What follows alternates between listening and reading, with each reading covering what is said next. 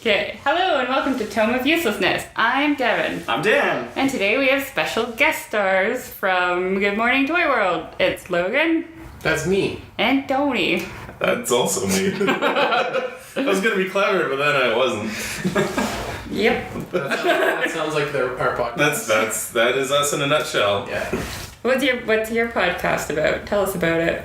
Logan, what is our podcast about? The Good Morning Toy World podcast is your semi-source for semi-premium adult-related toy content. So we talk about toys, action figures, how much we hate scalpers. Yeah. How much we hate toys. How much we hate action toys. Figures. We talk about toys and, I guess, collectibles. Yeah, or just like, toys and like adults. Being an adult that collects toys and kind of the culture behind that. Oh yeah, cool. So there's Yeah, we talk about our beards and our hentai that's t-shirts a lot. Yeah. Nice. Excellent. Are we allowed to say swear words? Yes. Yes. Okay. Yeah. I swear a lot. That's pretty fucking Yeah. cool. It's marked explicit. Are you guys allowed to say swear words? Yeah. we have to. I think we tried a couple episodes where we're like, okay, let's Keep it down. swearing to a cunting minimum. Oh, shit. Yeah, those episodes fucking suck. Right? It was like when I tried writing a kid's book drunk. Yeah, just not good. Excellent. Yeah. That was not even a joke. That's the thing Ian and I tried. 3 pages in and dropped the C-bombs. That happens. Prepping them for the harsh realities. Don't be a slug in space. You'll call pirates cunts. Alright. Well, I guess logically we would talk about toys, but we're not going to. We're going to talk about horror movies. Yay! That's cool. We like those too. Yeah, I'm down. Awesome. Yeah, October Those coming up. have toys with them, right? Huh? Some do. Yeah. We're not talking about a specific movie, we're just going to talk about some of our favorites. Yeah, the idea was to do potentially top 3 to potentially top 5. We're just not sure. Probably start with the top 3, I was told, even though I prepped a ton. Because it's like, I'll make a list forever. Yeah, I'm gonna just yes. copy your Steal my homework. list. Actually, Can we borrow your notes and ill prepared? Well, as I've said before, I'm not the hugest horror movie aficionado, and I know that you are, and I think you are more than I, so I am as well, Logan, and Tony are. I've been known to do the old, this back in the day, the 7 movies, 7 days, $7. Nice. Yes. VHS stack. Yeah. nice. Of horror films. Put them on, fall asleep, wake up horrified when the TV is screaming at me, and then the next morning, watch them again. Sure, you gotta rush the next. In the daylight, right? Yeah, That's Let's see if I had a really vivid nightmare, or if that was actually a movie. Yeah. It's true. Yeah. So who wants to start? Do we go like all top 3, 2, 1? Or yeah, do 3, we... 2, 1 I think is the way to go. Yeah, sure. Yeah, that works. But like each... Sorry, I'm confused.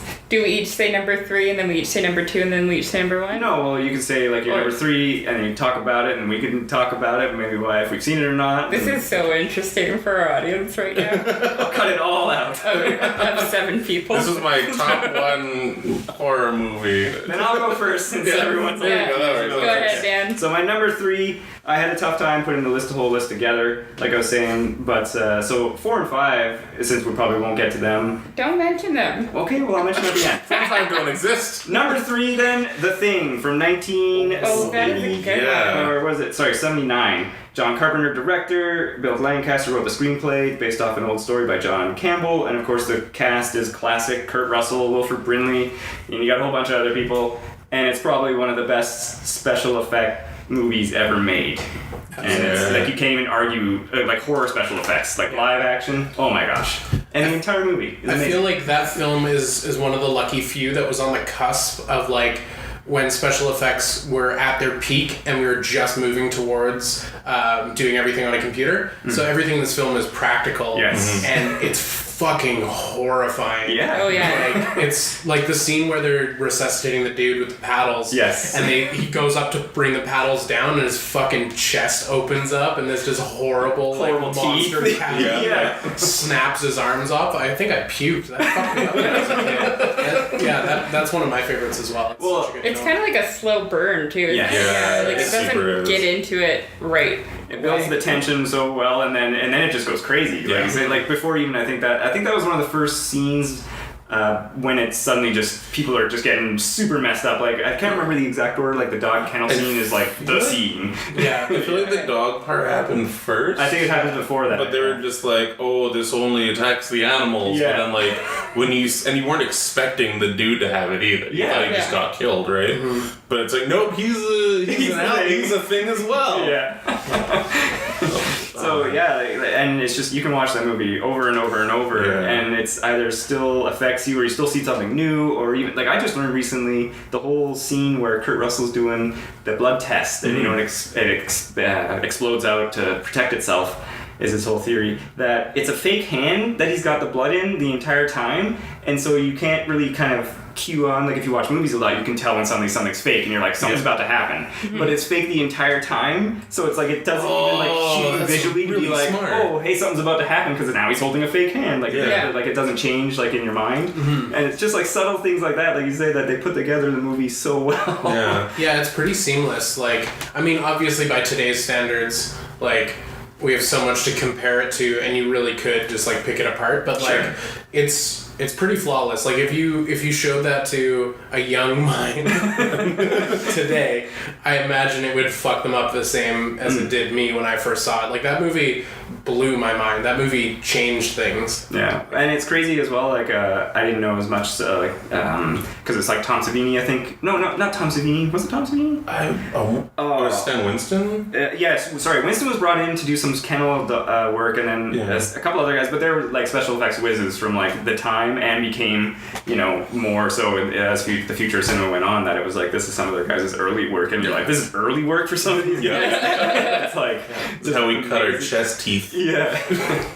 And it's just amazing. I don't know, it's like, without going into too crazy spoilers, but it's Kurt Russell and them in a Antarctic base, they encounter something, and then the whole movie just goes along with what's happening. You don't know as an audience, they don't know, and then as they figure it out, you're just like, these people are screwed. And it just like goes ham. An awesome reenactment with G.I. Joes on YouTube. Oh really? Yeah. It's about 7 minutes long. Oh, It's yeah. really good if you want to watch the movie without watching the movie. It's pretty Nice. great. And then there's like a Pingu one as well. Oh really? Nice. Like all claymation penguins is getting all fucked up. It's pretty great. Okay, next movie. No, that was my number 3. Someone else number 3 now. Oh, okay, that's what I was asking before. That's what I was saying. Fine. Let's go Who's around. next? Sure. Let's go around. So Devin, you're Devin. Yeah.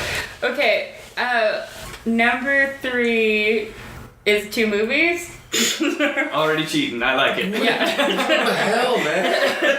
I really like really campy horror movies with Right. lots of blood and boobies. Mhm. So Evil Dead and Evil Dead 2 Right. Solid choices. great.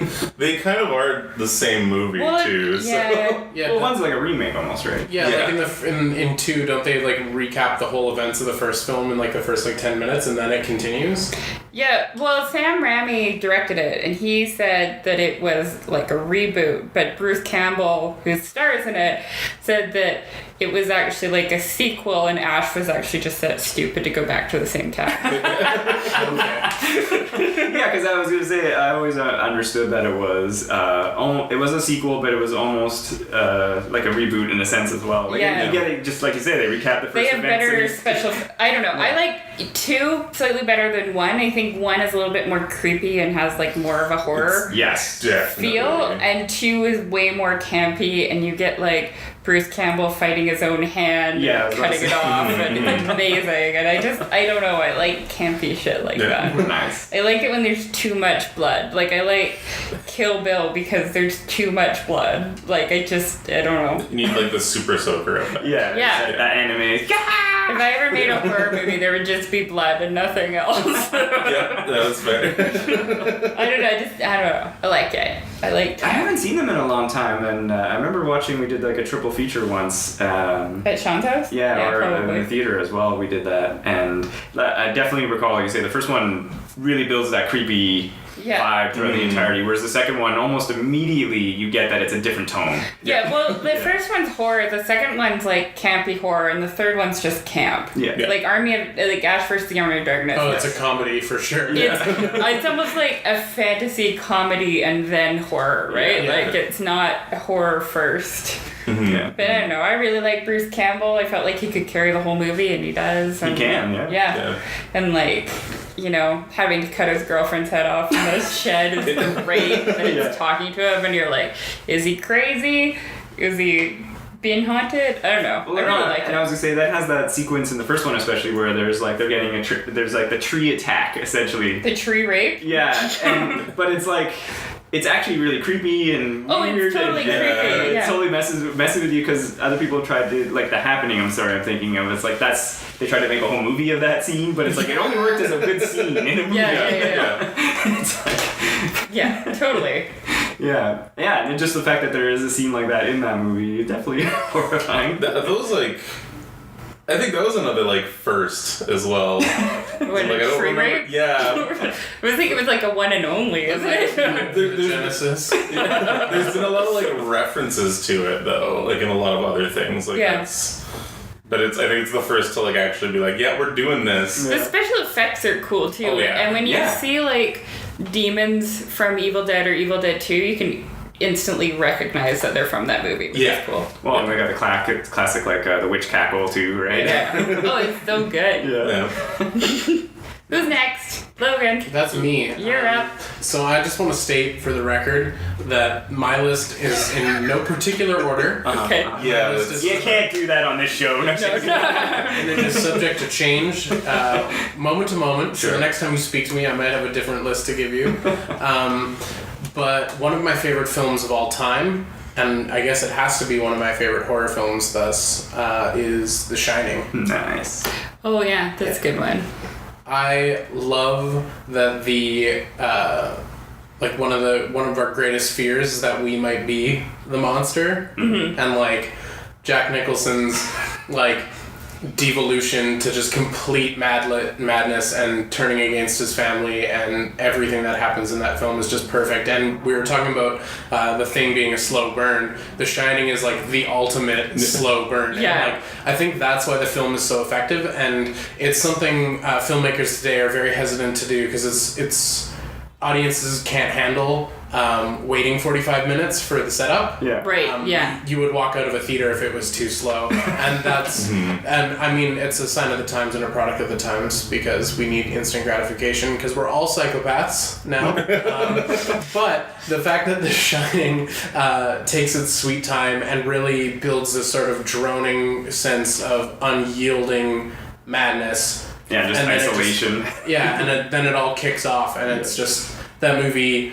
Like much like The Thing, it changed me. Like that was a very powerful film for me. Yeah, and thinking about it as well is it's so cool how most of the movie you see Jack, he's working on his typewriter, and you're like, oh, okay, no, he's just doing his thing. And then it's not till later when there's the reveal with Shelley Duvall looking through, and he's been typing madness almost essentially the entire time. Like, there's never even like a shot where it's like it started as normal words. It's always just crazy.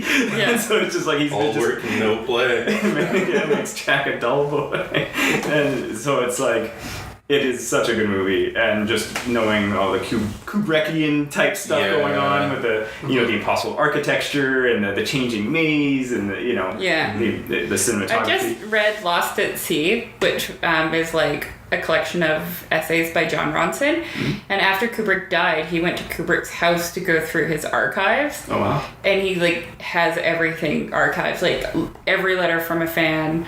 Like and all like meticulously labeled and filed. Like he went through. He had like basically an entire room for each movie with just like boxes and boxes of like research for everything. That's interesting because he was also notorious for never having like a completed script, and like people have had difficulties. Yeah, it would change day to day. And people have had difficulties for like the Stanley Kubrick Museum. I know that they're like, we don't know if this isn't actually the script of The Shining or whatever. It's just like it's just what we got. But when I do it, I'm a hoarder. You make fucking double standards. You make one movie that's as good as a Kubrick movie, and I'll stop calling you a fucking hoarder. No. The Shining is for sure. It's such a good movie. Like I said, just that the slow burn, the tension, and just the fact that it's these four characters eventually, and then there's just the visions and the madness, and it's just you're like, what is happening? Endless theories about it on YouTube. Oh sure. And that room 328, whatever it was, the room is from, maybe it's, I can't remember if they used the key number from the movie or the book because they are different. But yeah, that movie about The Shining, I don't know if I recommend it. Like, some of it's really interesting, but then other times it's Skype interviews with absolute just madmen. Like, one of the guys, and it's like, and you'll notice here if you pause the film, it looks like he has an erection, because it's like the guy in his office is standing next to the thing he files papers in, and it like makes like a line protruding from his crotch, and it's like, you put this in the film? Like, That's a reach, yeah. It's funny. Like, I could see, like, movie night if you paused it to get up because somebody had to piss, and it's like, oh, he's got boner. But, like, that doesn't actually have fucking anything to do with The Shining or Stanley Kubrick's intent. Like, I understand looking for symbolism and, like, the human mind is gifted at finding patterns even when there aren't patterns, but, like, that's a boner, and that is somehow like a commentary on something. It's just like, no. It's a little reaching, yeah. You paused it at a ridiculous frame. I liked, I did watch a lot of behind the scenes stuff for The Shining, and one of my favorite things was the anecdote that Kubrick really kind of like almost mentally tortured Shelley Duvall the entire shoot to keep her all unhinged, especially when they were starting to get, when she was supposed to be all reacting to Jack's crazy. And like, you could see scenes, and like even just an interview with her decades later, she was almost like breaking down in tears just remembering what she was going through, and I was like, dang, luckily that guy really knew how to get the shots. Had no lasting effect whatsoever. Don't watch that interview with her. Phil, it'll just make you so sad. Yeah, it was crazy. Yeah, it did that to your girl, dude. Yeah, I know, I love her. I have like 3 framed photos of Shelley Duvall. I can't remember the gal's name who was in the original Psycho, but I know that actress was like fucked up from filming that. Really? I know that really affected her as well. With Hitchcock there, That wasn't Grace Kelly, was it? No, she was in the other one. She was in Rear Window, which is a great movie. Yeah. I don't remember. Didn't you actually go to the hotel that The Shining was based off? I saw a ghost take a shit. So there's this real hotel in Colorado that it's based off of, and it's this old-timey, looks nothing like the hotel from the film. It's like, it looks like a colonial American like mansion. It's like almost not White House-esque, but I guess you can picture it if you close your eyes and think painfully white dudes making a hotel on a hilltop on Indian land, on native land rather. I went there, and it was just a weird thing to like walk around. Like, we didn't really do any of the tours or anything. It was just a thing to do that day with the fam. And I went into the bathroom to use it, and it was the kind of bathroom that doesn't have stalls. It's just like you go in, you close the door, you lock it, there's a toilet and a sink, there you go. So I went in, did my thing, and I went out. And out of the corner of my eye, I saw a dude go in behind me. And then my brother's like, oh, I gotta use the bathroom. And he goes in, and I'm like, that's gonna be embarrassing. Like, there's a dude taking a shit in there. And then, like, 5 minutes later or whatever, my brother came out. I was like, was there a dude in there? Yeah. And he's like, what are you talking about? And I'm like, okay. So, like, I guess the ghost just really had to shit. But, like, I swear, like, someone went in that bathroom, and my brother followed him, and my brain was like, that's gonna be embarrassing for both of them. But there's no one in there. Oh, snap. Crazy. Nice. Yeah. Tony? Moving on. Cool. Number 3. Number 3. It's like one of those, like, I have no particular order for... Same rules apply. That's what we do on our... Well, I love so many horror movies. And especially let me the guess. bad It's going to ones. be... Oh, Don't dare tarnish his list. No, Hellraiser. the list that I'm popping out of my brain. Hellraiser 1, Hellraiser 2 and Hellraiser 3. Okay. Shit. You got me. Okay, the Hellraiser franchise is definitely on this list. Alright. Is that what we're starting with? No, because I feel like I kind of want to bring it back to like... But you kind of opened the box. We're opening it later. I came. And I want to talk about the guy who shoots CDs out of his face. Dude, hell yes. Okay, fuck. Alright, no particular order. This was going to be like my, I guess, top-ish spot. But fuck it. Half of the Hellraiser franchise. Because anything past 4, even 4 is kind of shit, but it's like the last... Before you continue, because I don't know, how many Hellraiser films are there? They're filming 9, I believe. Jesus. Wow. See, because I knew that there was 1, 2, 3. When you said 4, I was like, wait, there's more than 4 now? 4, let's jump cut to a major spoiler. It's in space. Yes. Because all good, bad horror movies need to end up in space at some point. Oh, yeah. Absolutely. You get the origin, and then you get to go to space. Yeah, that actually happens in this movie. It's Nice. a prequel and the final sequel. Like it was supposed to be the last And actual. 4 is the last good one? Well, good is a very subjective term, but it's like the last. I guess kind of definitely not Clive's original idea. Yeah, because in all honesty, I think I've only seen the first one. Let's keep it at that. Yeah. Definitely watch the first one. If you want a little bit more, watch the second one, and then maybe just kind of Chill. Wait, I think I have seen parts of the second one because it's like she's in a mental institution. Yeah, in the second that's one, right. Yeah. So the first one actually was directed by Clive Barker, based on his novella *The Hellbound Heart*, which I try to read it every Halloween, actually. Nice. When was the last time you Don't read make it? a joke about me not knowing how to read. I didn't know you knew how to It's a read. graphic novel. I can read pictures real good. It's the size of a Goosebumps book with the exact same font size as well. Nice. So Okay. you can bang through it in like an afternoon if you read good, or a month if you're me. Right. Self-deprecation humor. Yeah. So it does follow How dare you? pretty fucking cool. You're my golden boy. Don't you dare deprecate in front of this new audience of people. I like how They Logan. can't know our weaknesses. I like how Logan's my real wife. Yeah, that's fair. Logan's the supportive wife. I just want to see you be the best you can be, okay? And that involves I want to tear you down. It definitely follows the novella fairly close. Like the first movie? Yeah. Okay. There's parts that are like, they did change up a few things in the novella. Christy. The protagonist? Christy. Yeah. Christy, the protagonist.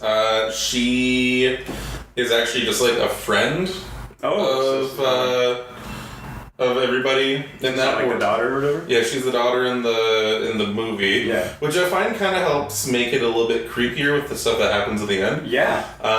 Very much. And I like it. I feel like when I first got into everything, like, okay, Pinhead's a bad guy. He's gonna go around and do weird Pinhead things, right? But the original working title was gonna be Sadomasochist from Hell. Right. Oh, I like that better. Right? And the book starts off with a creepy pervert. Basically, he's raw dogged his way through half a continent. He's jacked off as many times as he could, and he needs to start doing weird shit. Yeah. Like, past putting things in the pee hole weird shit. So he finds this Rubik's Cube, cracks it open, and it starts off with essentially, I think, 3 of them originally. 3 Cenobites show up and they're like, we're gonna do weird shit. Yeah. And he's like, yeah, give it to me. And like, the main one sits up and disembodied tongues fall out of her lap. She's like, no, we're gonna do weird shit. And then the hooks come out and all that other stuff. So they basically like... Fuck him to death? No, they heighten his senses like to the maximum where like... He remembered food and it like made him cream himself. And then like, now let's start hurting you. So like it basically, they tore his soul apart. Took him to their hell dimension, did all this other stuff. In the movie, it starts kind of the same way. He buys the Rubik's Cube, the Lemon Shard configuration. It basically is just like him sitting on a mattress. Yeah, he's like in a weird room that is all black aside from the mattress. Yeah, super sweaty, super gross. Yeah. Clicks it, and then you just see chains and stuff like that. So in this movie, he is the brother of the father. He got married to the lady. She's kind of a secret bitch. But she used to make fucks with Frank. Yeah. Kind of off to the side. And she missed the thrill and the rush of it and stuff like that. Because the dad was just kind of like, Like, don't worry about me, I'm doing okay. I'm vanilla. Yeah, I'm super vanilla. What even is a Frogger? A Frogger? Frogger. I love Frogger. Before you Frogger's a continue, great game. do you know why they changed the title? Like, or didn't go with the Yeah, the or not the Sadomasochism from Hell part, but the Oh, the Hellbound Heart? Hellbound Heart. It was yeah. basically like... They That's thought it would a be better too- title. Yeah, that's a way Yeah. better title. Well, they were like, they were worried it was going to be like, going to come off sounding more like a romance movie. Nice. But then now you trick people. Yeah, exactly. That's how you remember Madoka seeing- Magica somebody. I remember seeing the poster for like 4 or 5 or something, Oh, really? and like Yeah. thinking, yes, Mr. Hellraiser, because it was Pinhead. Yeah, exactly. It's still a really like it super like subverts your expectations of Sure. a lot of the stuff in it. Yeah. Because you only see maybe like a couple minutes of the Cenobites. Yeah, very, very little. And Don't they chase the blonde lady through the city?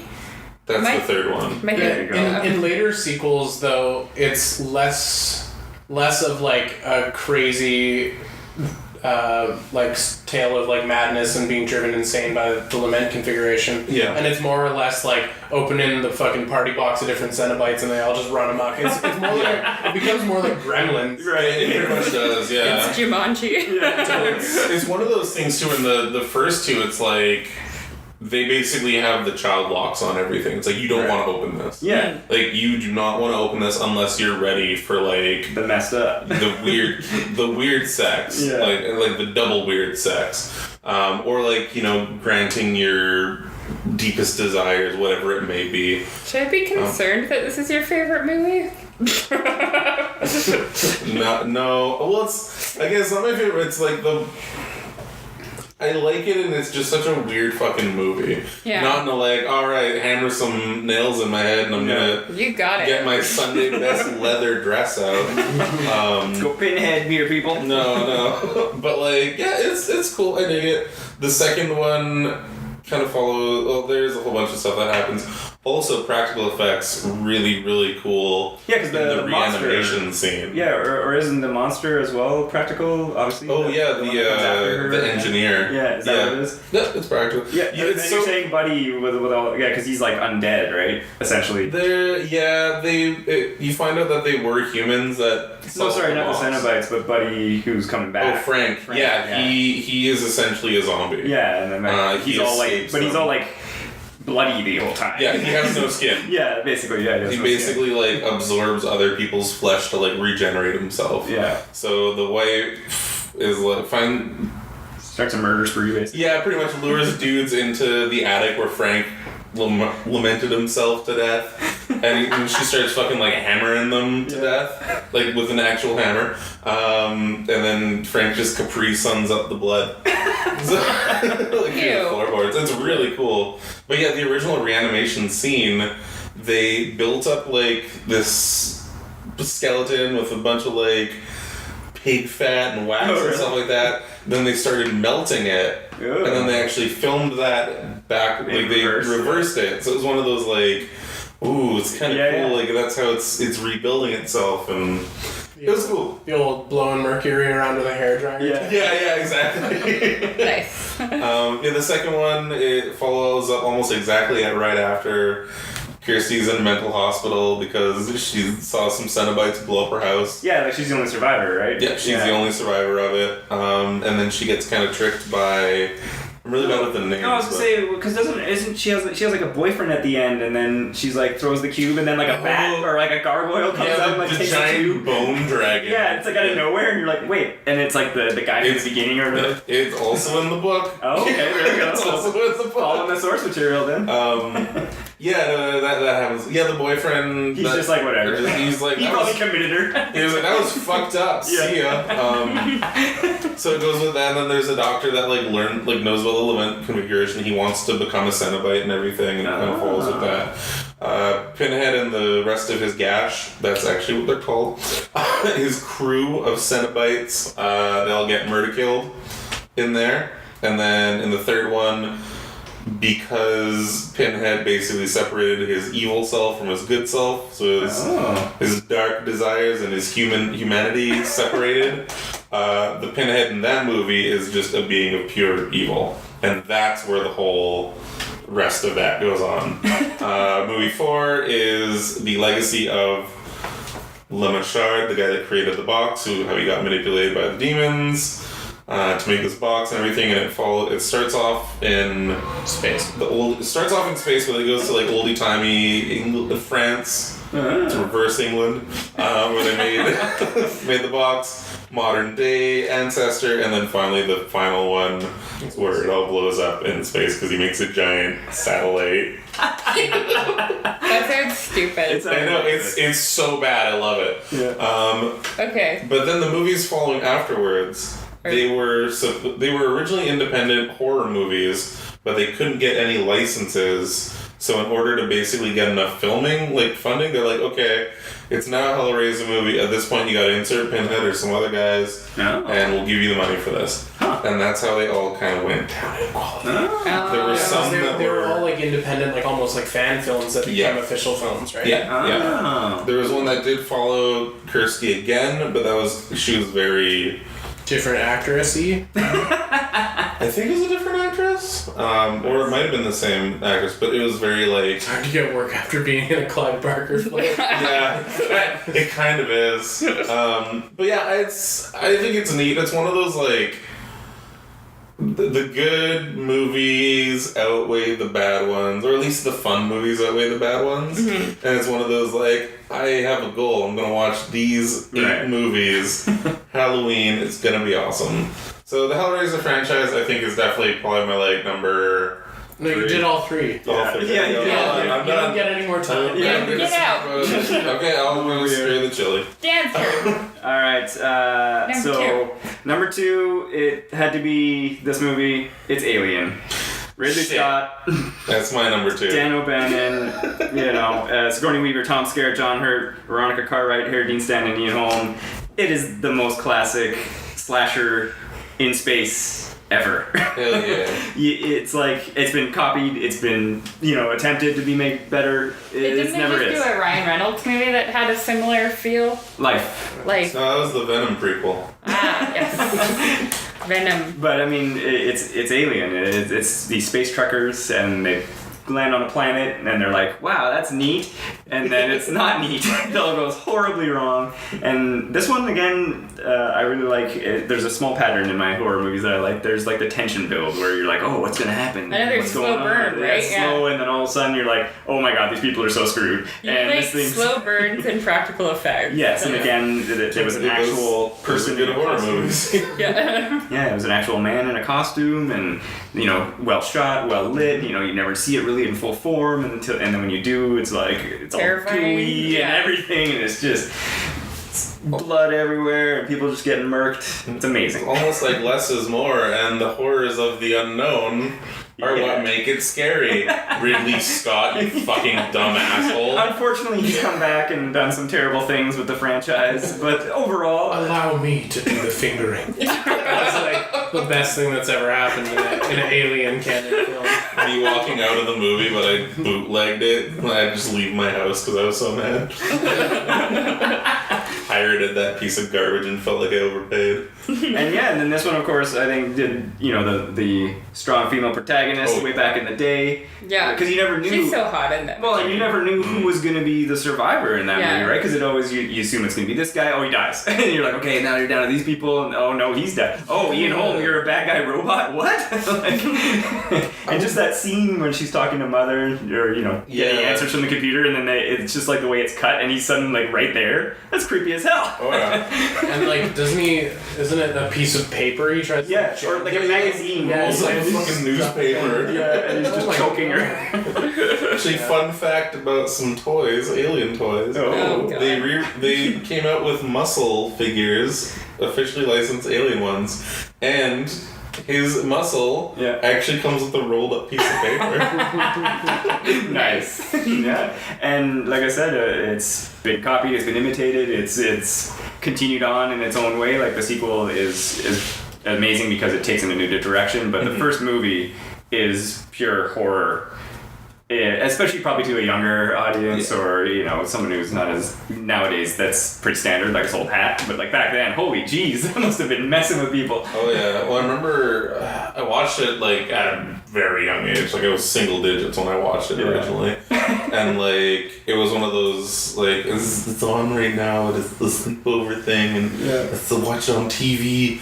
And like, the only thing I really knew about it was Ripley was the good guy, the alien was the bad guy, but I didn't know, holy fuck, like anything else. Right. And then I would have loved to have seen it back in the day, where it's like, and if you look at the trailer too, or the original trailer that they did for it, it's like, you couldn't tell it was gonna survive. Oh yeah. Like Sigourney Weaver is still fairly. Yeah. I think she did a couple like rom-coms or something. No, yeah, she definitely was a well-known actress at the time. Yeah, so it was like the more heavy hitters died, and this fairly unknown was the survivor, and like.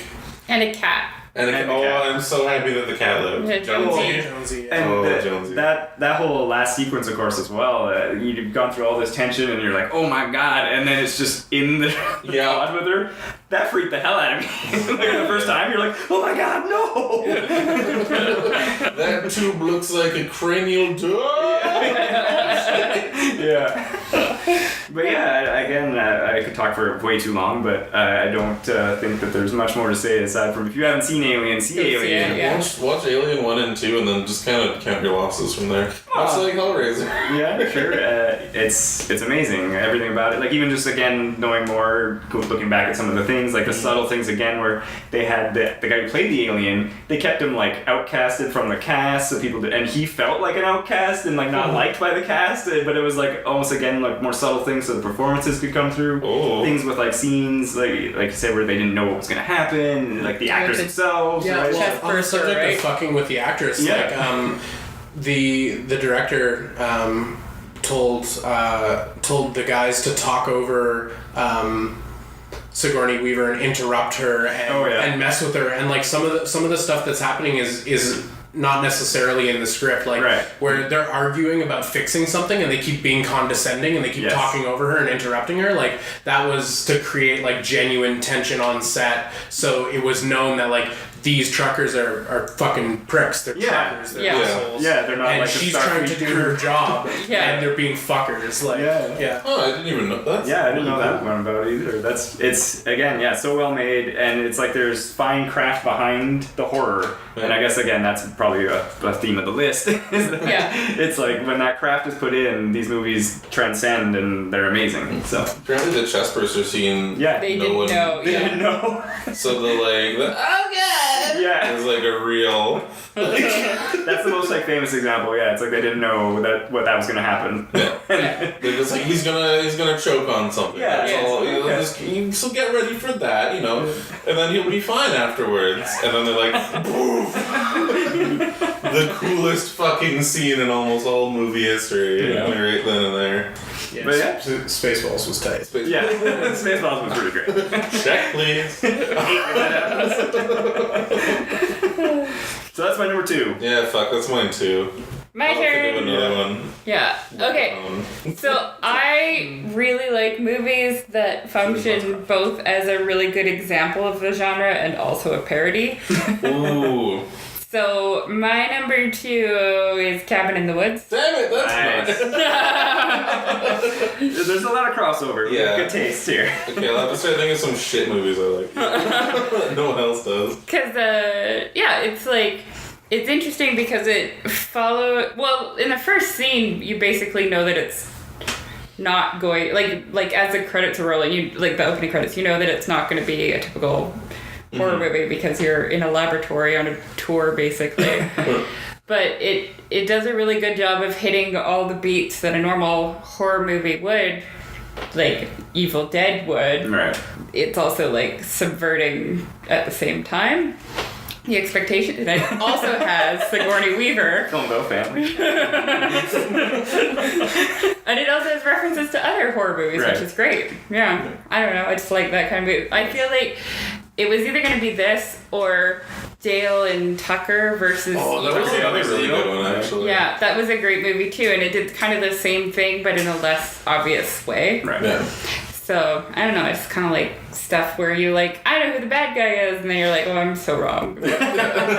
Full disclosure, I have actually never seen Cabin in the Woods yet. I have a copy of it. And I'm ruining it for you. No, that's fine. At this point, I've heard a lot about the movie, but yeah, never seen it yet. I still have a copy, meant to watch it, but... I was the one that made you watch that movie. That's true. Because at first you were like, I don't want to watch a stupid horror movie that's stupid and dumb, and it's stupid about a stupid... I worked in booth when it was in, and I remember just like walking by, and I was like, whatever. And then I worked in booth when fucking Hostel was playing. I had to run past that machine every time. But yeah, no, then everyone who saw it was like, this is an amazing horror movie. Yeah. Like, you should see it. Yeah.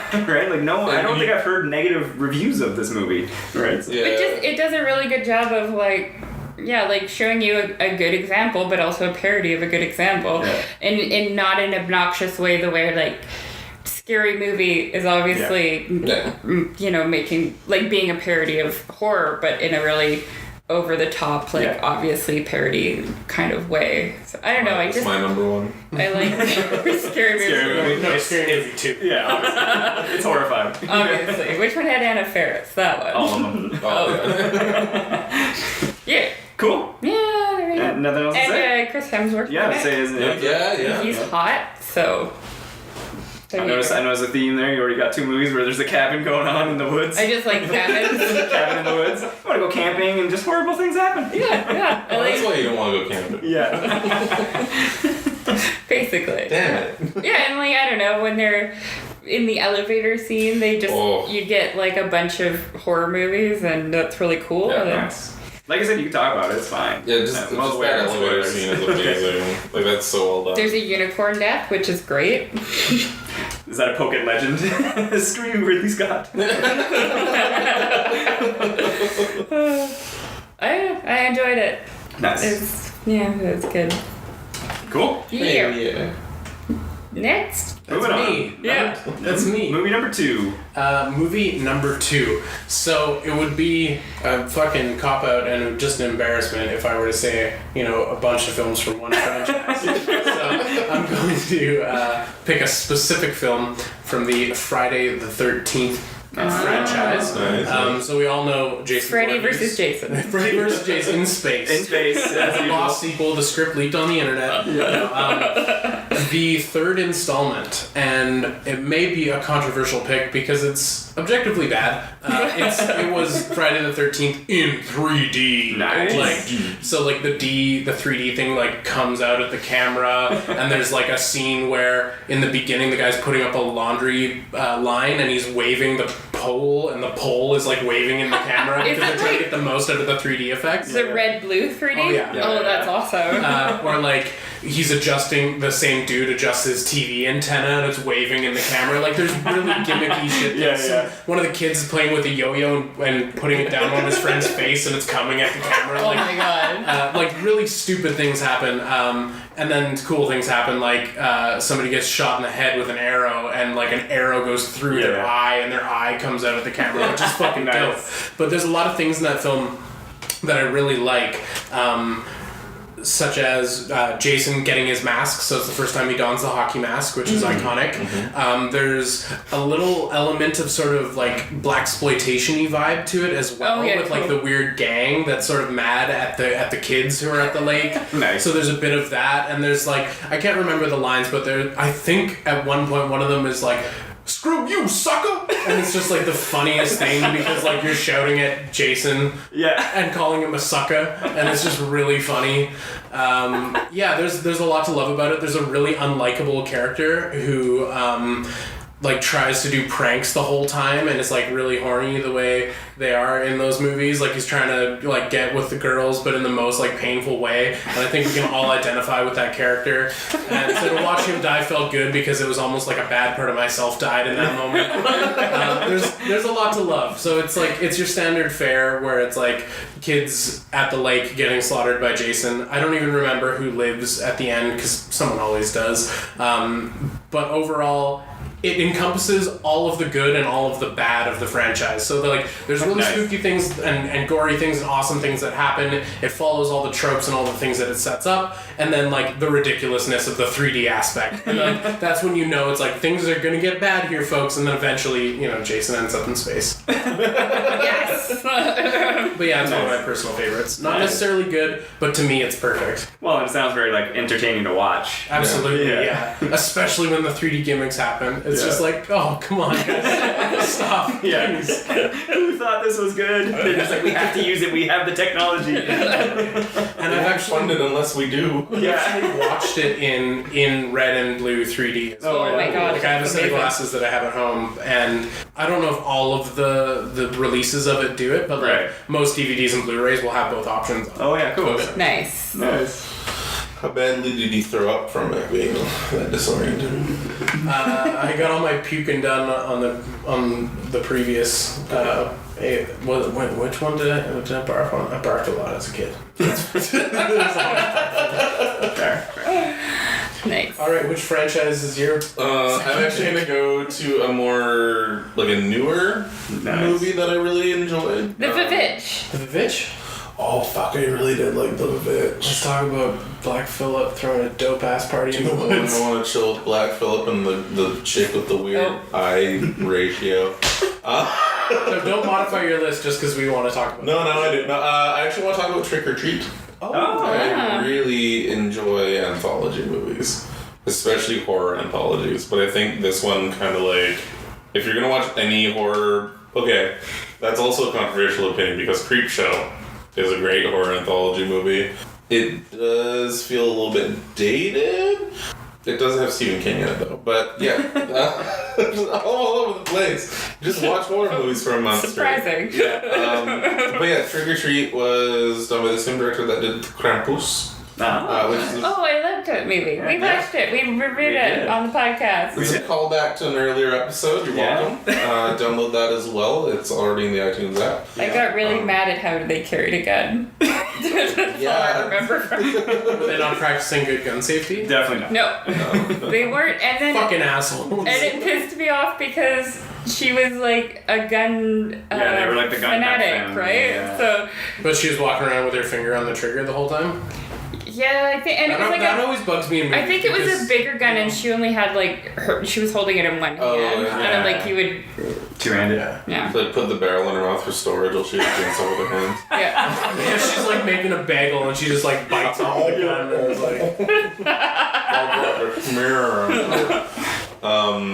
Yeah, I really liked it. It has a fun overarching story with Sammy, the spirit of Halloween. Samhain, who's a little.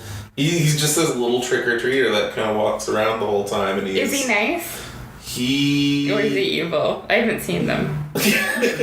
Well, his thing is you have to respect the rules of Halloween, or else he's gonna fucking slice your throat open with his lollipop. Aww. But he's just this little dude in an orange one piece jammy thing. He's got a burlap sack over his head. Alright. And he's just kind of hanging out with everybody. But yeah, it follows a few stories with the poison in the candy. That's one of them. So there's this creepy dude that invites a kid over into his house. Oh yeah, I've got these candy apples, and you're oh, is he gonna be weird? No, he's gonna be, and then it goes from there. So that was a cool one. And there was one where it was the haunted lake, and the rumor is that this one bus driver just went crazy and he drowned all these kids and stuff, but they were monsters as well. So he was trying to protect everybody by murdering these kids. A couple of them. There was a bunch. It was really good, and it all ties together quite well. So Cool. I haven't seen this either. It's been a couple years since I've seen it, so I should actually watch it again this year. I think we're you're clearly creating a list here of things to watch. Yeah. So definitely check out Trick and or Treat. There was an older movie called Trick or Treat. That's what I thought you were almost referencing. No, if I've seen it, it wasn't as memorable as this one. Yeah, no, it's got like Gene Simmons and Ozzy Osbourne in it. And it's a kid, and then he has like it's like almost Evil Dead with like rock music. Okay. That's what I thought you were talking about. You were like, it's an anthology. And I was like, he's talking something else. If we're going to do a rock and roll horror movie, I'm going to talk about Phantom of the Paradise. Oh, Phantom of the Paradise is dope. But I was going to say, if we're talking Evil Dead rock and roll, there's a film called Black Roses. Oh, yeah. It's fucking hilarious. If you can find it, watch it. I don't know if it's on YouTube. Oh, it's on YouTube. Yes, go to YouTube and watch it. I don't know if it ever got a DVD release. I remember renting it on VHS, and I remember going back to the video store in the sad days when video stores were closing and they were selling all their VHS. Yeah, you're like, can I buy it? Yeah. And I remember going back to get it, and it was gone. I went back just for it because I'm like, I'll never find this film again. Yeah. And I'm so happy that it's on YouTube. Black Roses. I think it's because it was never actually put on official DVD release. Yeah, I don't think it ever got a proper digital or DVD release. One of the Carpenter Brute songs off of Leather Teeth actually uses footage from Black Roses for their music video. That's cool. Awesome. Shout out to Black Roses and anyone. Shout out to the dude who made the coffee for filming on the shoot for that specific guy. Whoever you were, who was brewing up the Joe because people had to wake up early, get ready, put on their rock outfits, and film a monster movie. Yeah. Whoever was brewing that Joe, bless your fucking soul. If you're still alive. Yeah. And if you're not, still bless your soul. Yeah. Yeah, like, mean that, like, you know, spiritual way, no. Yeah, check out both those movies. Yeah, there we go. Okay. Well, my number one was already said earlier, and it's no surprise to anybody. It's The Shining. It's amazing. So I'll talk about something that was Vivitch. The Vivitch. Yeah, fuck, okay. It was my number 4 on my list. There is no number 4. So it's my new number 1 just because my number 1's The Shining. The Witch blew me away. I had heard it was pretty good, and then, like I said, I don't watch a lot of horror movies. Did you write a blog about it? I did write a blog post about it. Check it out. Tome of Uselessness.com. So 2015, directed by Robert Eggers, or Eggers, I don't know. I think it's Eggers, and then he wrote it. And then, it stars Anya Taylor-Joy, Ralph Ineson, and Kate Dickey. I assume that's Anya's, you have a problem with her eyes? I don't have a problem. They're weirdly sexy. Oh, yeah, right. But, it's just They're weirdly spaced apart. This, 1860s family, New England, and they're just trying to chill out, be all Christian and pious in the woods. And then, again, the slow burn of what the heck. The thing that got to me was I was so shocked that you know there's a witch. Like, I thought initially it was going to be all like, it's like this family's going to turn on themselves a little side. Yeah, is it psychological, or they just start to blame people? And it's like, no, there's literally a witch in this woods. Well, that's it. I feel like it is still kind of up for interpretation as well. Is there actually a witch in this? Or... Yeah, when I saw it, because the baby gets snatched. Yes. And then you just see, like, in the woods, you just see, like, a branch, like, wiggle. Yeah. No, you see a woman running with, like, the thing across, like, the camera. And then she, like... Dan sees things that other people apparently, or maybe I saw the extended edition on Netflix or something. Did you have ergot in your crops as well while you were... Did I miss something? Because, like, yeah, I feel like I wasn't certain either. Oh. Yeah. Or I mean, even if we do know that for a fact that the witch did take, or someone took the kid. Yeah. That element you pointed out, though, of a family tearing themselves apart, they essentially do. Yeah. Because, very much. Like, other than the witch baby snatching, for the first bunch of the film, it's actually just these people going nuts. Yeah. Just going absolutely nuts. Because they're two fucking garbage gremlin kids. Those ones should have been abducted. Fuck those kids.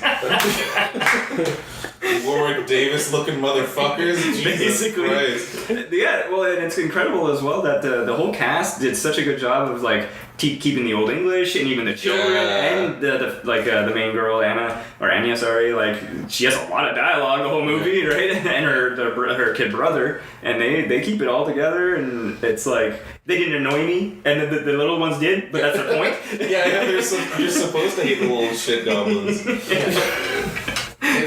It's a really interesting film. I feel like when I can't, because I was lucky enough to see it in theaters. Oh, nice.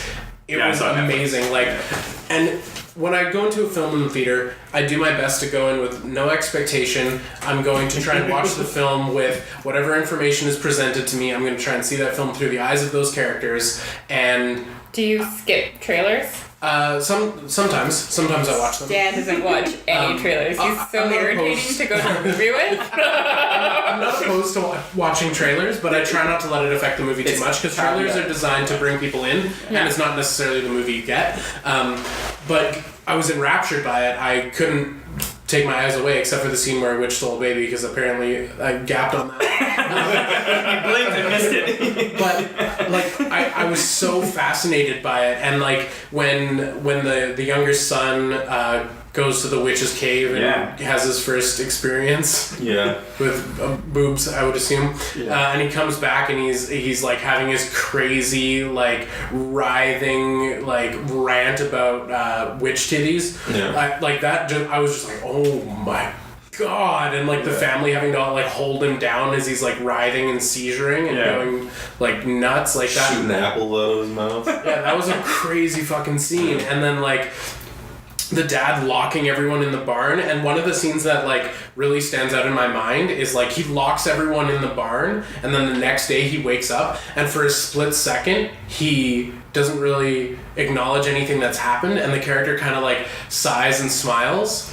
And for like a split second, you know, he forgot about all the crazy shit, and he was waking up fresh, and he was just like, time to plow the field, or like, time to start my life. And it's just like, oh wait, I nailed my kids into the barn, everything is fucked, and nothing is going to be okay. So for like half a second, the character seems optimistic. Yeah. And then it instantly drains from his face. Well, and then I think Black Phillip hits him in the guts and he dies in a woodpile.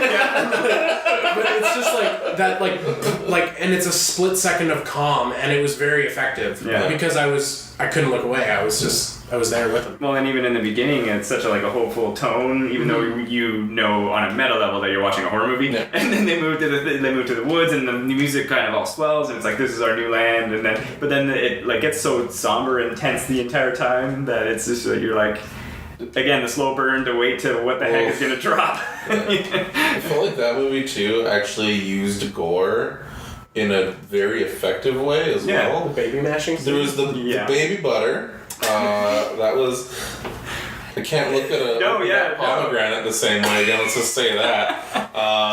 That was like, I didn't think they were gonna go there. Yeah, I didn't expect that at all. Because it does the thing where it's like, there's the baby, and then it's like, it does the like, I'm gonna cut this baby open, hard cut, and you're like, oh my God, whoa, that's fucked up. I'm glad I didn't have to see baby get mutilated. And then she's just fucking churning butter, and you're like, that's butter, right? And then you just see the fucking smoothie she's making. And you're like, oh God, Jesus, what the fuck? And then it cuts, you're like, okay, well that was visceral. Yeah. And then you get like the crow milking scene as well, which was another like... That was awesome. Like, they milk a crow? No, it was a crow breastfeeding on the mom, essentially. She went away at her kitty. She's essentially lost her mind and thinks that it's like her baby. Yeah. You haven't seen the Vivitch? No. You should see the Vivitch. No, it sounds too gross. It's very gross. It's not that it's gross, but like you said, the horror is visceral. It's visceral and effective because it's minimal. Yeah. Because they just don't have a big budget. I don't like that kind of movie. I like it when there's lots of blood. No, this is like the blood that's there. And you're like, oh.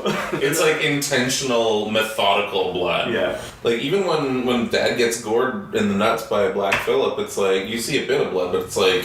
It's a realistic amount for that wound, I think. Yeah, and then like the icing is a wood pile falling off. Oh yeah, that's gone. Yeah. That's what severed the spinal cord right there. Another scene that was super effective, and like the storytelling, like because the story craft in that film is beautiful, and it gives you just enough pieces to put the story together, and the dialogue. Because you have to sort of acknowledge it and you have to process it, it's more effective because you're sort of decoding the Old English as you go. You're really paying attention. And it forces you to really think about what each character is saying because you have to sort of process it in your brain. And then there's the scene where Black Phillip speaks for the first time. Oh, yeah. And when the devil offers something as simple as butter, a nice dress, and to see the world. Yeah. And you think about what that character's been through. I'm getting goosebumps thinking about it. I actually am. Dude, yep.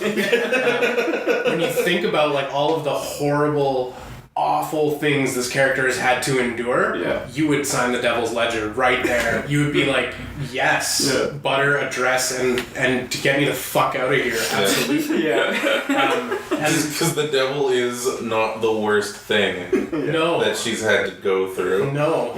Somehow that's a better option. Yeah. Yeah. That was a good film. It's a great movie. Yeah, like I said, it definitely made my list. Not my top, but it was up there. And I knew I was like, we had to talk about it. So Also, I'm with Dan. I'm in the same camp. I think it was a supernatural thing. That's because I always hope that there's a supernatural element to things. My turn? sure, moving on. Number one. Alright. What is the top list? So it's kind of debatable if it's a horror movie. or not. I thought I was gonna get some garbage for Alien, but I figured we were all good on that. Yeah. But yes, okay. So because I like camp and because I like parodies that also serve as good examples, my number one is Shaun of the Dead. Interestingly, when I was looking up for the preparing list, it showed up on horror movie lists, and I was like, really? I think it counts because it's kind of a monster movie because there's zombies. Yeah. But it's so good.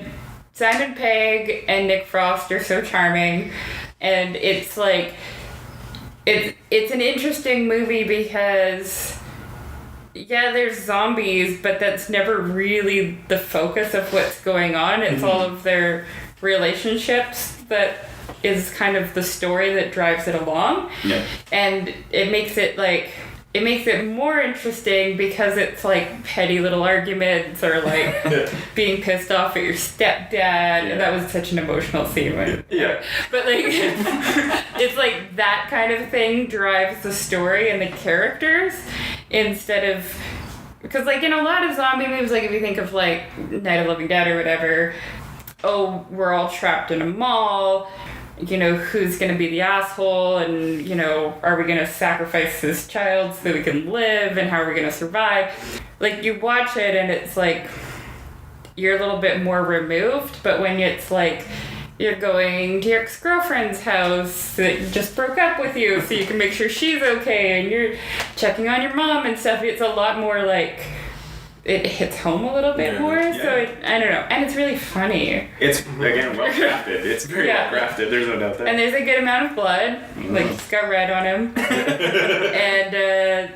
and it's clever. And, like, that scene, there's a scene in the pub before anything kind of goes down. Right. And Nick Frost lays out their whole night for him, but it's basically like laying out the entire plot of the movie, like with the Bloody Mary and everything, and like coming back to the pub at the end. Yeah, I don't know. It's just really good. I liked it. It's interesting because I didn't see the Shaun of the Dead in the theaters because I'm not the biggest like zombie guy, and I was kind of like, I don't really feel like watching that. But then I came around to it later, and I was just like, again, I realized the craft behind it and the genius behind it. That was the first movie that I saw screening at a movie theater. Really? Yeah. Oh, cool. Yeah, but I didn't see it on like the screening night. I saw it like the night before we sent it back. Oh yeah. Nice. Sweet. I don't know, it was just really, it was good, right? Good, It's a good, well-written, interesting movie. Good zombie, good British comedy. Yeah. Just slam them together. And I feel like that kind of started the trend of a lot of like horror comedies, like, or like at least a revival of them, right? Yeah. I think like that movie made movies like Fido possible. Yeah, which is definitely. like a great movie if you haven't seen it. But I wouldn't qualify that as horror. Right. I think that's Really? Yeah, I don't know, because the zombies are all contained. Nice. Horror adjacent, I guess. Horror adjacent. The people that run zombie core or whatever it's called are kind of horrific, but like the people in it are kind of horrible, but I don't think I would call it horror. Have you seen Fido? No. Dude, Carrie-Anne Moss isn't something other than The Matrix. It's basically like a little nuclear family in the 50s, and it's a very like sweet kind of setup like that, but everybody has pet zombies because there was like a zombie outbreak and then they gave them collars to control them, and it's about a little boy and his pet zombie that becomes his best friend.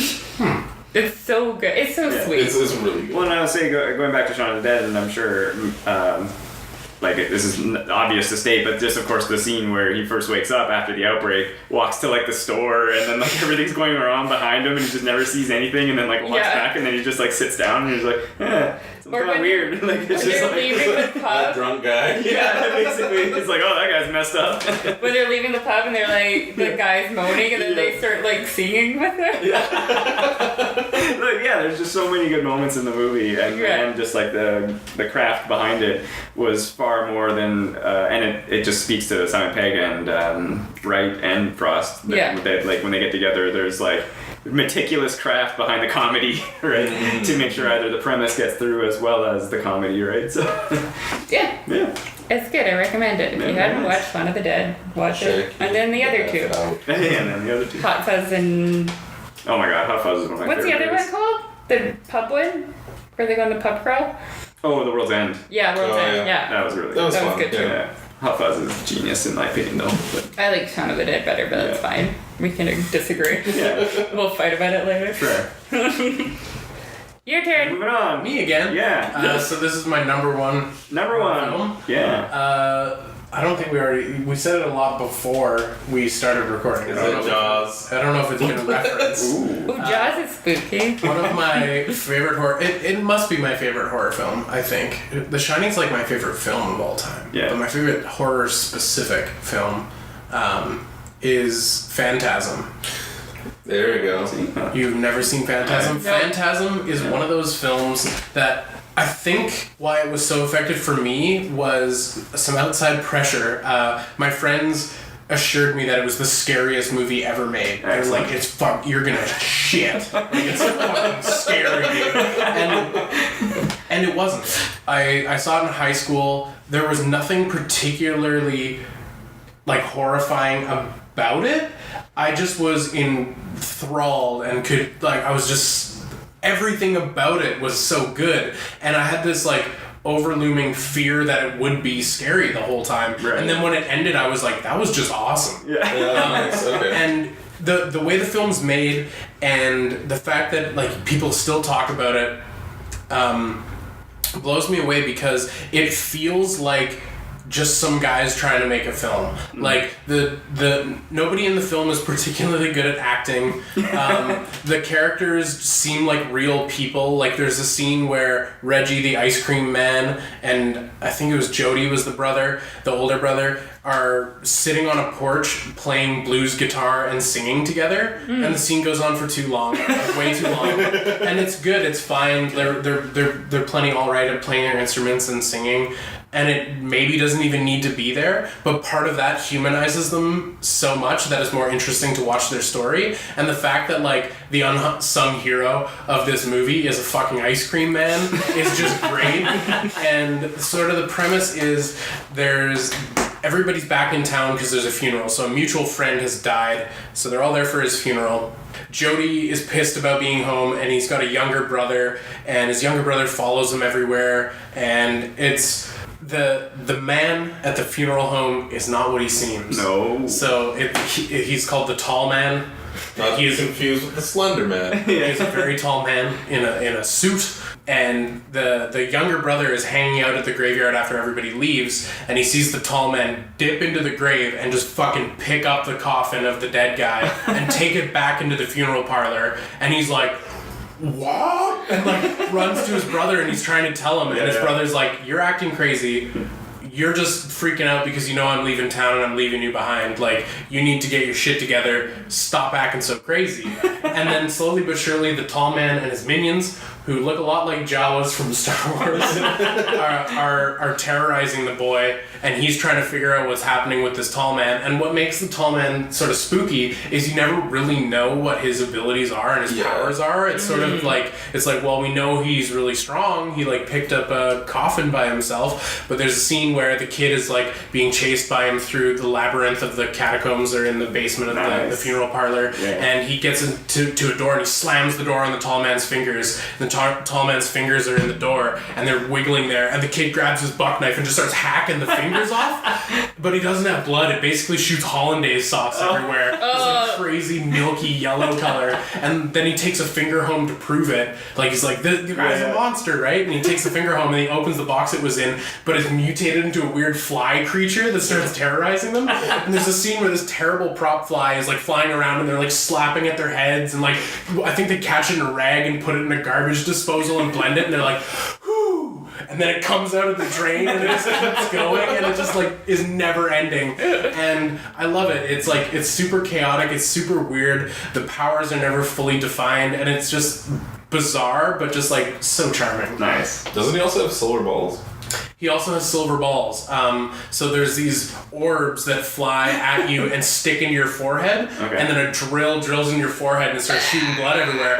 But to get the scenes, they had these silver balls, and they hired a baseball pitcher to stand beside the camera and throw curveballs. So they had these like metal balls so they could like get the look of them flying. Oh wow. Oh, crazy. Yeah, so it'll be like a shot of it flying that has been thrown, and then it's clearly like a fake background behind it moving, almost like Roadrunner, to like make it go, and then it like sticks into this priest's head and he's shooting blood everywhere. Oh, nice. Great. Also, the tall man can transform, but I don't think they do it past the first film. They might. Maybe correct me if I'm wrong. But there's a scene where a dude is going to Pound Town in a graveyard with a babe. So like it's like this gnarly dude with like a handlebar mustache, like, whoa, baby, bleh. And then the camera swings up and it's this gal with her breasts out, and then it goes back to the dude and he's like, bleh, and then it goes back to it and it's the tall man just looking at him. And you're like, oh my god!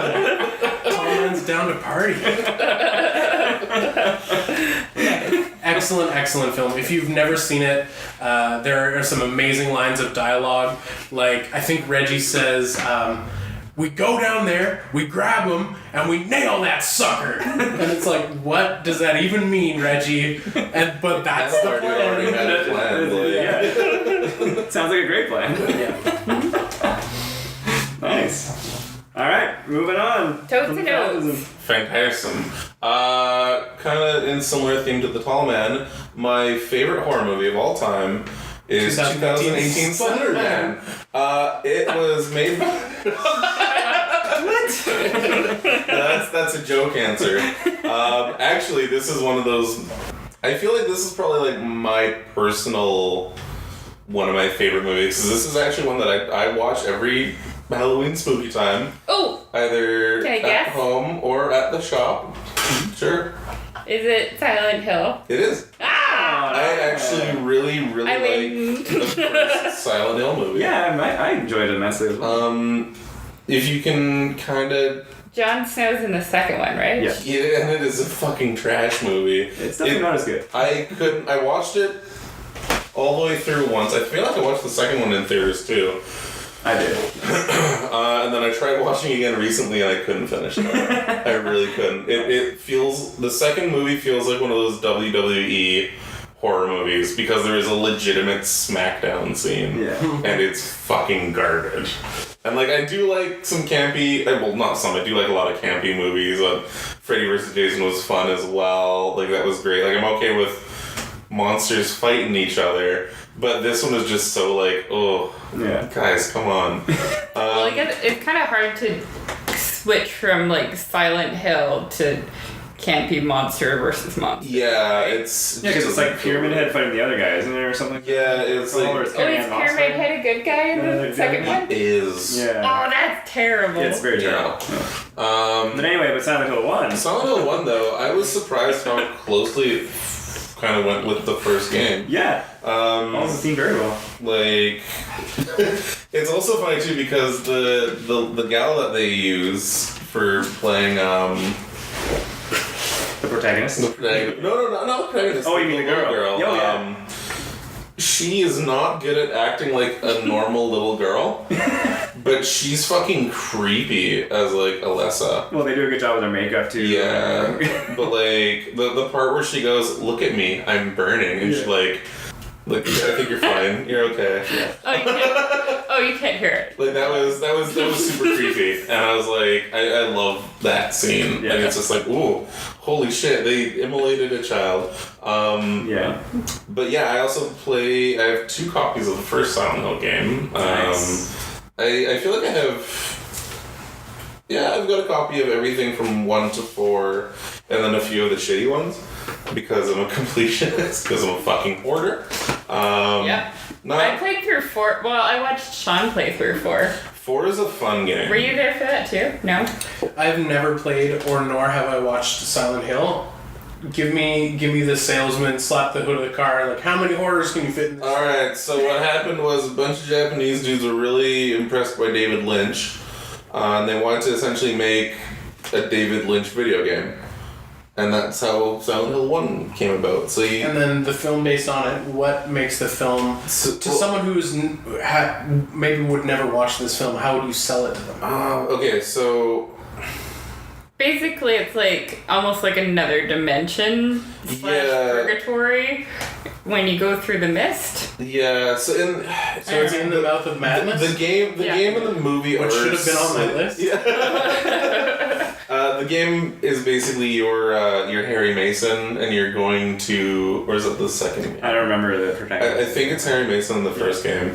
You and your daughter are going to Silent Hill because she's adopted, and like I can't remember the full reason, but you have to go to this town called Silent Hill where she was originally adopted from and everything.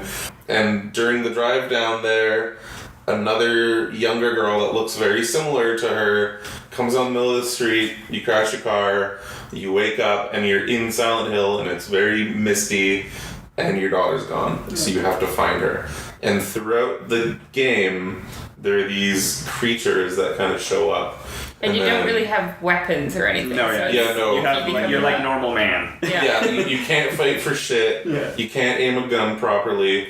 It was the old... PS1, so it was like Resident Evil isometric. Yeah, kind of thing. fixed cameras. Your movement's kind of garbage, but like it kind of helps with the atmosphere. Yeah, as well.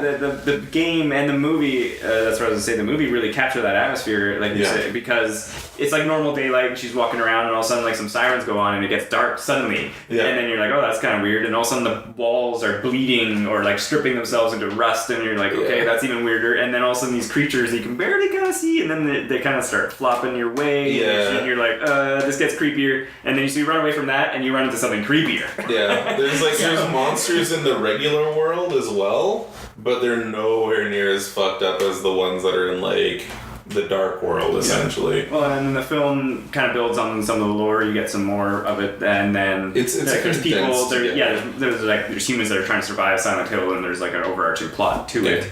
I like I said, I agree. It's a worthwhile watch. Yeah. I know that the whole Sean Bean. Sean Bean, yeah, it's kind of He's in it. His whole It's the storyline. only movie where Sean Bean doesn't die, but other people do instead. Yeah. Oh, cool. Yeah, but it was like I know that they tacked it on almost. Yeah, it was. It was like they shot it and then they were like, oh, it doesn't kind of work, so they added like a Sean Bean stick because then. It was almost like a tether to well, I was the gonna say, real it's like world. his method is like your exposition to like understand what's going on, Yeah, right? yeah. As like an audience. I feel like it would have almost been a little... Oh, there was a lot of like, this is the reason why this is happening. Yeah. But only on like Sean Bean's side. That's what I right? mean. Yeah, like you. Like I feel like there probably would... he is a tether to the actual world. to the actual story and stuff like that.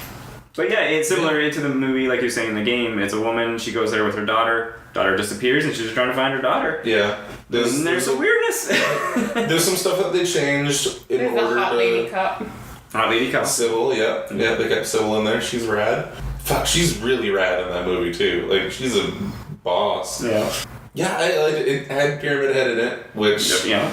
Had to. Canonically should not have, because he came out in the second game, and he's tailor-made to that protagonist's psyche. Right. But he's a cool looking But he's the mascot of Silent Hill, let's be for real. Well, they did a good job in the movie, I think. The intro scene, well, I don't want to spoil it if you're ever going to potentially watch it, but the intro scene of Pyramid Head goes in an unexpected turn that I wasn't expecting. That wasn't the intro scene, though. His intro scene was he was just kind of fucking hanging. Or in the game, you mean? No, I'm talking about the movie. Oh, wasn't he just like big and lumbering and? Yeah, but he like captures that person. No, that's later on. That's later on? That's Oh, later okay. on. It was good anyway. Skin someone? Is that what you're talking about? Yeah. there's Sorry. Spoilers. It's all good. Yeah. one fell swoop. Yeah, he just like. Like love somebody. Yeah, Yeah, basically. like dehusking a corn Yeah, gob. Just but it's a person. and then he throws it at the church door. Yeah. It's great. It's good. I like it. I like it a lot. Cool. Good choice. Good choice. Yeah, but again, there's a lot of people that are like, trash because it's not the same as the game. The game's perfect. It's like they made the game like essentially in a month with their shoestring budget. It was very psychological as well. Yeah.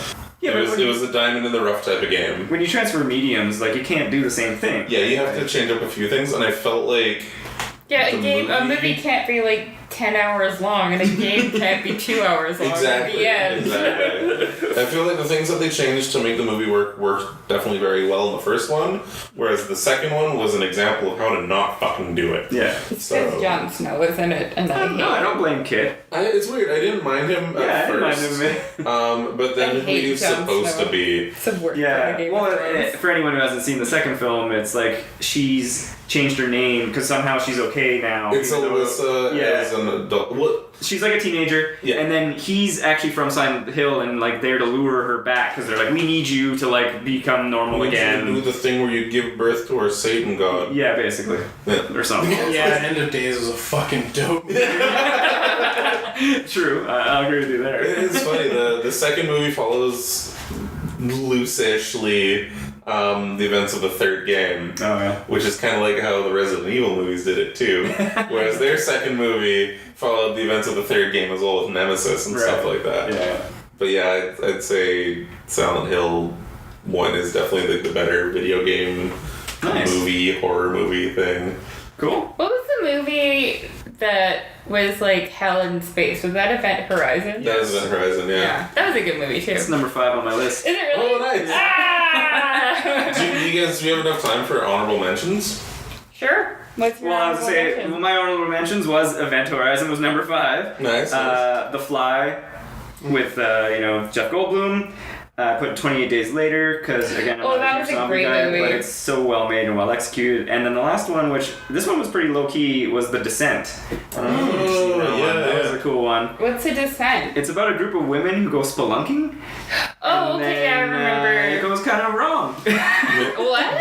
Yeah. But yeah, like I said, Event Horizon was my number 5 because I actually really enjoyed that movie. I remember seeing it in theater. Man, it was so good. Sweet. Yeah.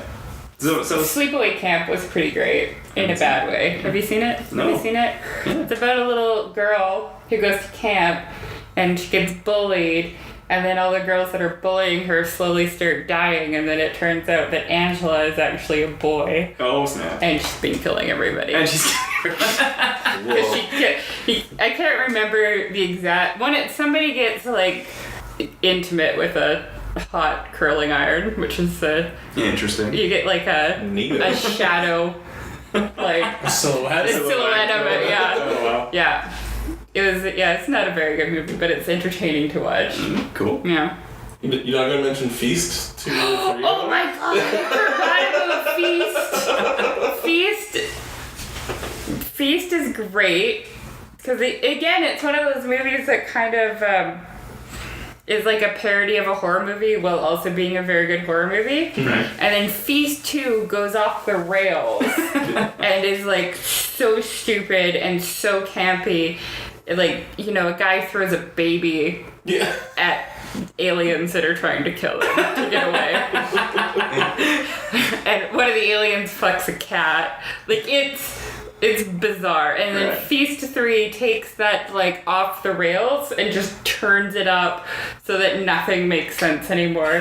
And they Train tracks are gone. they end it with a giant robot stepping on somebody. And that's the end of it. There's no robots in the rest of the movie. Oh. Oh. Yeah. It's great. They just wanted to end it, so giant robot. Yeah, the Feast trilogy is amazing and worth watching. Hell yeah. Yeah. Yeah. Honorable mentions. Sure. Reanimator. Oh, I'll say, after you mentioned Mouth of Madness, I was like, I bet you yeah, like some anime. Reanimator's a banger. Yeah. Basket Case is a really good film. Another weird. Another weird off the beaten track horror film. No, I think like if you're with into practical horror films, effects as well. Yeah, it's pretty great. Dude, he's a weird guy who carries around a basket, and everybody wants to know what's in the basket, and all the people think there's like money in it, so they're gonna rob a basket. Open it up, it's this weird, fucked up monster conjoined twin that got cut off, and it does a little bit of killing, does a little bit of raping. It's the weirdest shit, and it's all practical, and it's maybe not necessarily good practical, but it's practical. It's practical. It's again one of those films where you watch it and you're like, whoever made this truly believed in it. Yeah. I admire that. Yeah. Nice. Yeah, it's a good one for sure. Nice. Oh, and Hocus Pocus, Disney. Oh, that's That's a good one. great. That's on our Christmas, or no, that's on your other Halloween list. Yeah, and The Craft. And The Craft, yeah. That's a terrible. Oh, The Craft is hard to watch. Do you know what's a great kids horror movie is Witches? Yeah, that, Witches is great. that was Yeah. adapted from the From Roald Dahl. Roald Dahl, Yeah. But it's got Angelica Houston. Yeah. Taking her face off. Yeah, it's so great. Yeah. You know what film I want to give a shout out to? Casper. Yes, Christina Ricci, One True Love. Named my jade plant after her.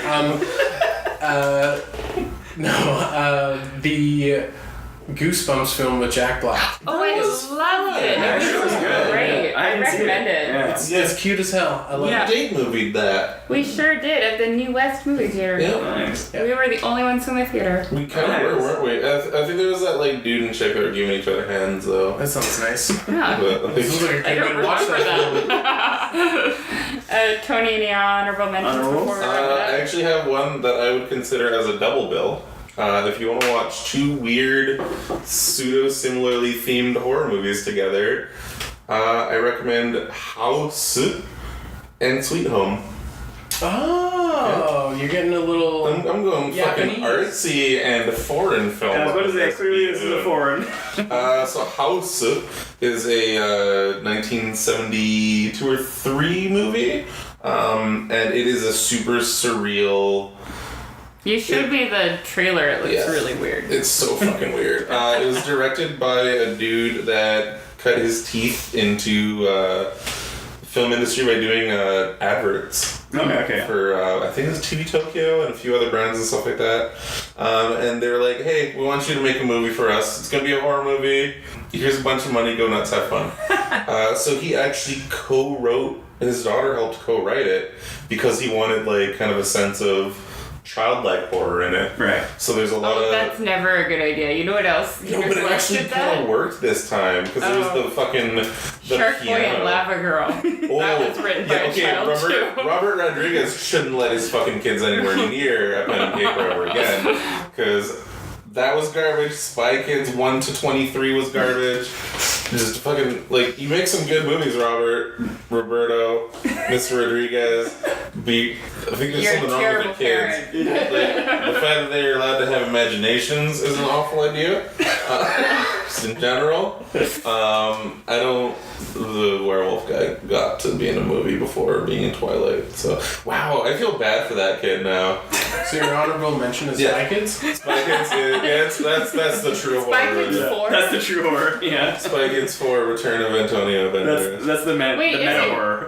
Machete Yeah. in that as Yeah, he's like As his Machete. Uncle Machete. Yeah. Jeez. And then you got a spin-off. Yeah, that's how Machete happened. Yeah. It was from that. The same universe as Spy Kids.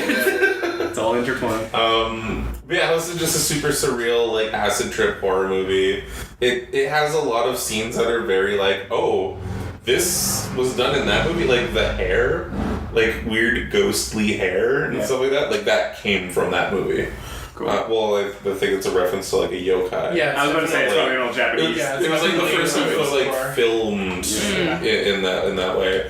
So I definitely recommend it. And if you want another cool horror house movie that also inspired a lot of things, Sweet Home is a more, I think it was like 80 or 90. In the late 80s, early 90s, they filmed it. It's also on YouTube in full with subtitles. Definitely give that, not even a download, just watch it. Just watch it. It's worth the like 2 hours.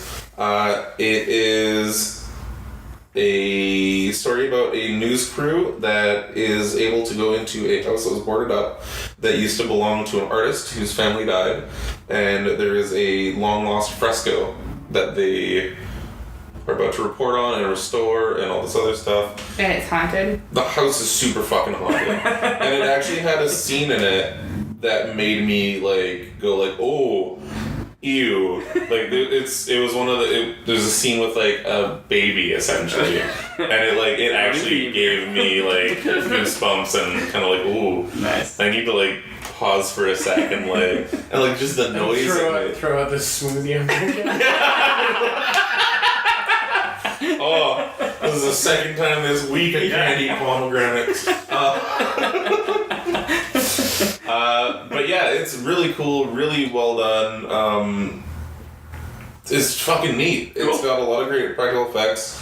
And a cool thing about this movie is they actually made a Famicom game for it. Oh, really? And no. It's actually there's the progress to this. The gameplay is you're the 4 characters and they each have kind of a special ability and they have their own inventory slots and you're supposed to like solve puzzles in this house and all this other stuff. It had multiple endings, which for its time was not a thing that happened. And didn't you have 2 separate parties? Yes, you can split off. You had 4 or 5 characters, but you could only take them in groups of 3. Yeah. So you had to divide your party and split up in the house. And there's permanent death as well. Nice. So like depending on your choices, the characters would die and that would affect your outcomes. Yeah. Later on, they wanted to remake the game. They started working on it for the PlayStation 1 era.